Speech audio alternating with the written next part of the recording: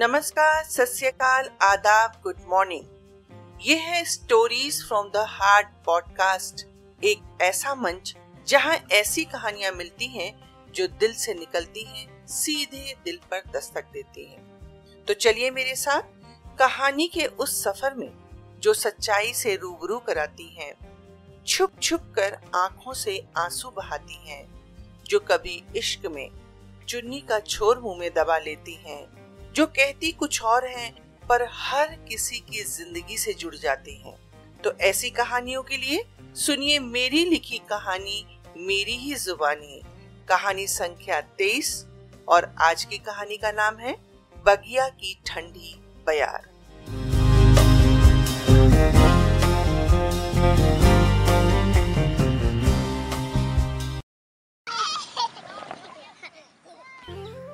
अप्रैल का महीना समाप्त होने वाला था।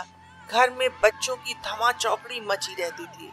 घर जाते ही माताजी शिकायतें शुरू कर देती थी।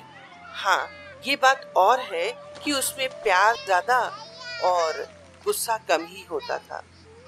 ऐसे में ऑफिस से गांव जाने का काम मिला तो माताजी से पूछने की हिम्मत ही नहीं हुई। किसी तरह टाल मटोल कर गई। मेरी मित्र श्यामा ने कंधे पर हाथ रखते हुए नाराजगी दिखाते हुए पूछा, कितने दिनों से तुम्हें गांव की याद आ रही थी और अब जब जाने का मौका मिला तो क्यों मना कर रही हो? बस ऐसे ही यार। ऐसे ही मतलब कैसे ही? अरे दरअसल माताजी अकेले बच्चों को कैसे संभालेंगी? अरे जैसे अब तक संभालती आ रही हैं, और कैसे? ओहो, तुम समझ नहीं रही हो। अभी तो बच्चों को पता है कि शाम को मैं घर आ जाती हूँ, इसलिए कम शरारतें करते हैं। जब उन्हें यह पता लग जाएगा कि मैं कुछ दिनों के लिए गायब हूँ, फिर तो वे घर सिर पर उठा लेंगे। जैसी तुम्हारी मर्जी। मैंने तो सिफारिश लगाई थी यह सोचकर कि तुम जो इतना तड़प रही हो, ऑफिस के बहाने ही सही अपने गांव हो आओगी। क्या कहा? फिर से कहना। गांव यानी कि मेरा गांव? सरोदपुर? तुम सरोदपुर की बात कर रही हो? हाँ, और क्या? और किस गांव में तुम्हें भेजना चाहती हूँ? ऐसा कहकर श्यामा ने सिर पकड़ लिया और कहा, ओ नादान लड़की।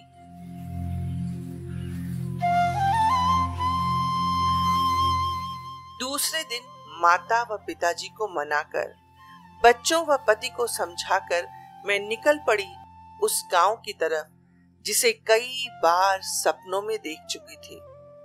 पूरे 25 वर्ष बीत चुके थे। इस बीच मेरा विवाह हो गया। 2 बच्चों की मां बन गई थी। जीवन महानगरों के फ्लैट में सीमित हो गया था। जरूरत की हर वस्तु उपलब्ध थी, पर फिर भी न जाने क्यों एक कसक थी। जैसे क्या दिन थे वे। गर्मी की छुट्टियां शुरू होने के दिन या उसके दूसरे ही दिन हम 4 भाई बहन लद फंद कर पापा मम्मी के साथ गांव चले जाया करते थे। माँ दबी जुबान में प्रतिरोध भी करती थी कि वहां गर्मी ज्यादा है, बच्चे बीमार पड़ जाते हैं, पढ़ाई का हर्ज होता है, आदि न जाने क्या क्या। पर उनकी एक न चलती थी। माँ के प्रतिरोध का कारण तब नहीं समझ पाई, पर अब बहुत कुछ समझ में आने लगा है।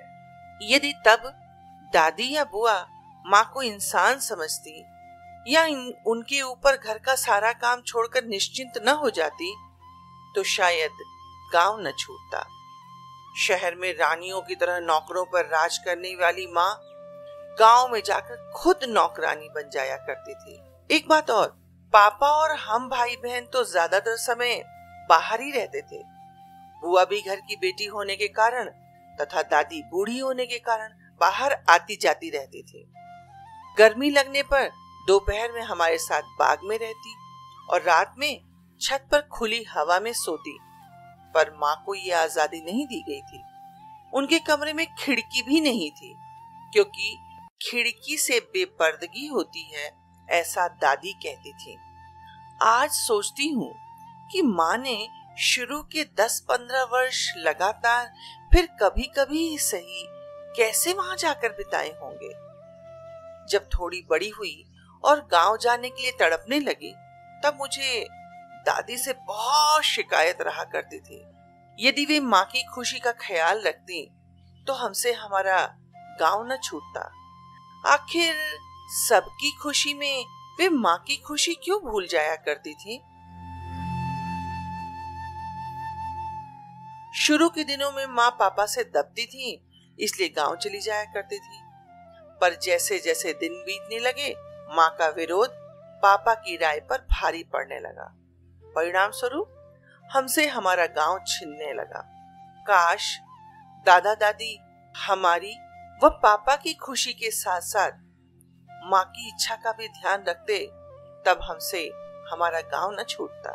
गांव क्या था? कुछ कच्चे पक्के मकान जिनकी छतें अलग थीं, पर मन के तार आपस में जुड़े थे। किसी के घर के बच्चे कहीं भी खा पी कर सो जाया करते थे।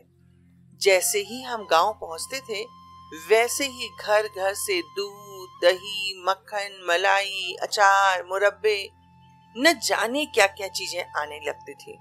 हम अपने भाई बहनों के साथ आम के बाग में ही चारपाई डालकर पड़े रहते थे। जिधर आंख उठाओ बाग ही बाग नजर आते थे। कभी अपने बाग में तो कभी किसी और के बाग में पड़े रहते। घर में तो जब कोई विशेष जरूरत होती थी तभी जाया करते थे, और माँ बिल्लियों की तरह घात लगाए बैठी रहती।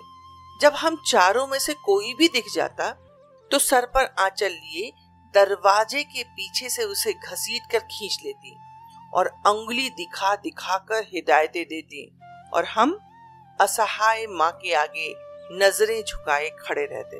दरअसल माँ घर वालों व उनके व्यवहार तथा पिताजी से नाराज होती और उनका कोप भाजन बनते हम बच्चे। पर कुछ भी कहो, गांव के दिन थे बड़े सुंदर। जरा सी हवा चलती नहीं कि ऐसी ठंडी हवा चलती मानो झूम झूम कर पेड़ गा रहे हो। कोई हमारी बगिया तो कोई महेश्वर चाचा की, कोई झुमरू कुहार की तो कोई प्रधान की। चारों तरफ पेड़ ही पेड़ थे। दादी हमेशा कहा करती थी, आओ बच्चा यहीं बैठो, बैठकर बयार खाओ। तब हम कितना हंसते थे कि हवा भी कोई खाने की चीज होती है। आज समझ में आ रहा है कि तब जो शुद्ध हवा खाई थी उसी के कारण मैं इतनी स्वस्थ हूँ। मैं सोच रही थी पता नहीं कार घर तक जा पाएगी या नहीं, हालांकि अब तो सड़कें भी बन गई होंगी।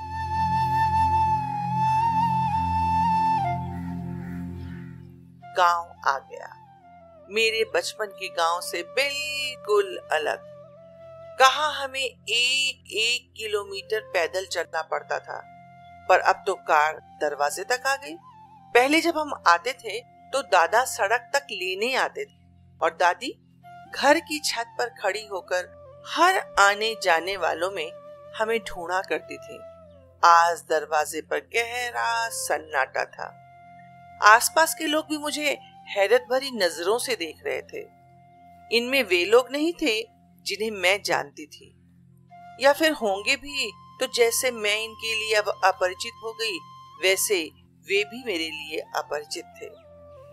पर कोई कुछ नहीं पूछ रहा था, ना कोई कुछ बोल रहा था।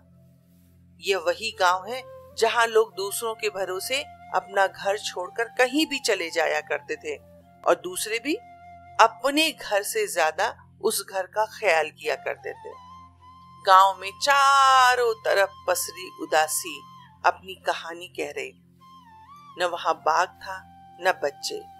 जो समर्थ थे वे शहर चले गए, और असमर्थों से क्या आस लगाई जा सकती है। घरों के रखवाले या तो ईश्वर को प्यारे हो गए थे, या बूढ़ी आंखों में अपनों का इंतजार तथा हजारों सवाल थे। शहर की पहुंच गांव में साफ दिखाई दे रही।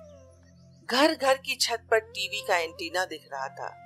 कानों में ईयरफोन लगाए देश दुनिया से बेखबर मुझे कुछ युवा भी दिखे, पर विवशता उनके चेहरे से साफ झलक रही थी। और विवशता का कारण था उनके माँ बाप, जिनके कारण वे वहां बंधे थे। बच्चों के शोर से भरा रहने वाला गांव बच्चों को देखने के लिए तरसने लगा।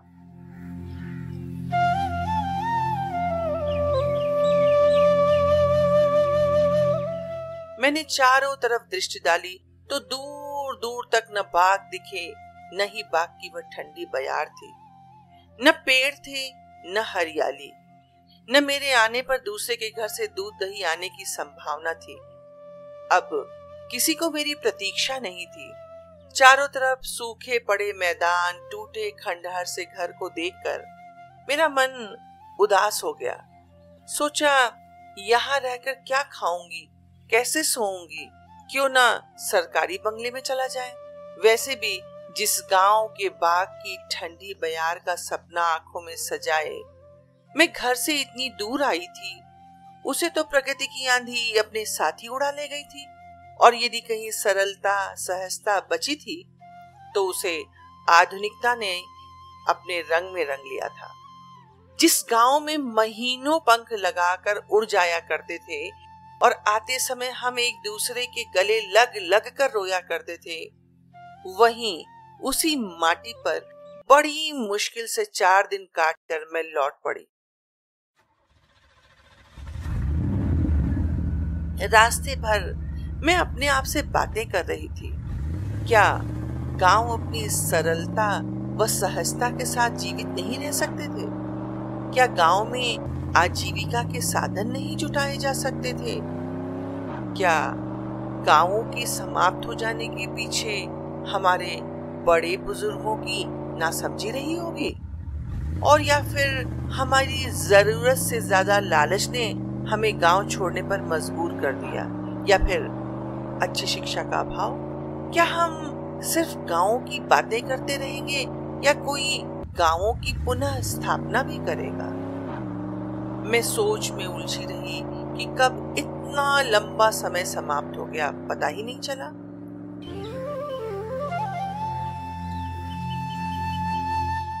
घर पर जैसे ही मैं उतरी, दोनों बच्चे दौड़ते हुए आए और मेरी टांगों से चिपक गए। यदि मैं सावधान ना होती तो गिर ही पड़ती। समझ में नहीं आ रहा था डांटूं या प्यार करूं। कमरे में आकर बैठी तो माताजी पानी लेकर आ गई। छोटा बेटा कूदकर गोद में बैठ गया और मेरी गाल से अपना गाल सटा दिया। मैं सोचने लगी, मैं किस बयार की तलाश में इतनी दूर चक्कर लगाकर आई हूँ। ममता और प्यार की ठंडी बयार तो मेरे घर में झूम झूम कर बह रही है। धन्यवाद।